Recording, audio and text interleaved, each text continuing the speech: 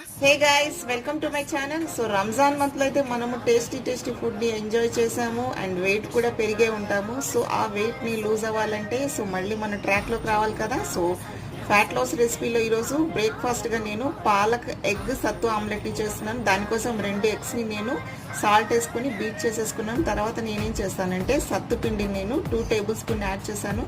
తర్వాత ఒక handful of పాలక్ని చిన్న పీసెస్గా కట్ చేసుకొని అది కూడా యాడ్ చేసేసాను. తర్వాత కారం పసుపు యాడ్ చేసేసి నేనేం చేస్తానంటే ప్యాన్ వేడి చేసి ఘీ యాడ్ చేసేసుకొని 1 స్పూన్ ఆఫ్ ఘీ దీన్ని నేను ఆమ్లెట్గా వేసేసుకుంటాను గైస్.